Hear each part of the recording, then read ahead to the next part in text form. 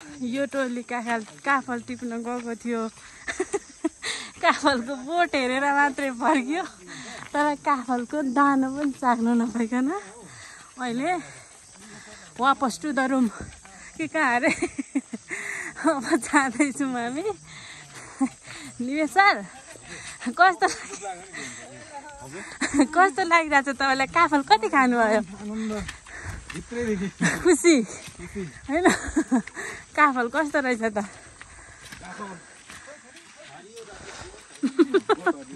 थाउलिसकेको रहेछ। खै खै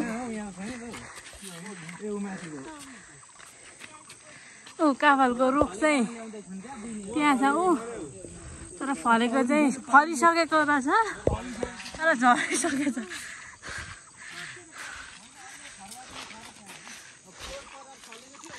अब हामी फेरि खरबारी भन्ने ठाउँमा जाँदैछौँ। काफल त्यहाँ छ कि भन्ने आशाले, तर छ कि छैन।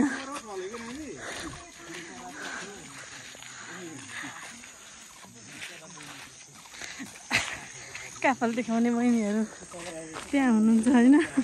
लास्टमा काफलको बोट मात्रै देखेर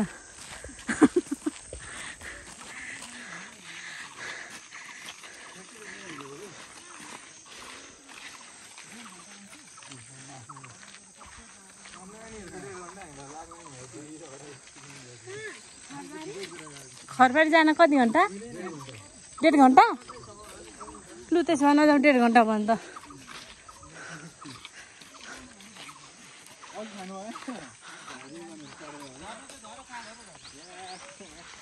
एक दाना त भेटेको थियौँ हामीले, चाखौँला भन्ने थियो, तर त्यो पनि भेटेनौँ।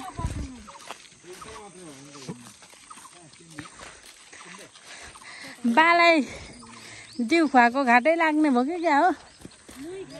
ए मै खाइम साँच्ची है, खासै घाटा।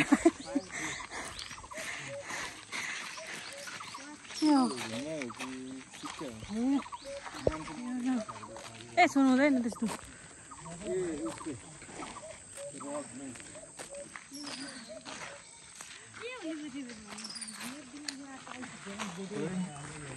काफल खोज्दा खोज्दा गलेको अवस्था। खरबारी भने कहाँ यहीँदेखि देखाउँदैन नि एकचोटि? ए ल बाटोमै भने त ओके। चटुदाई आउनुहोस्। हडल पो रहेछ त। यो ताप्लेजुङ साङ्गो एरिया, गौतम डाँडा, अरू के के?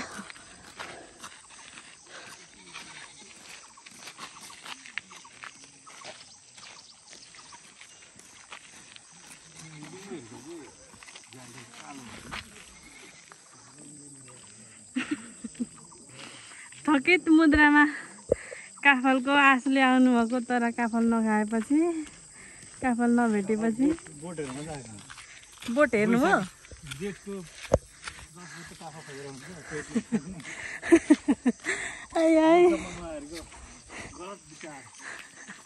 अनि तपाईँ किन पछि लाग्नु भएको त? छैन काफल भन्नु पर्दैन थियो। खतरा भ्यू आउँदैछ हौ।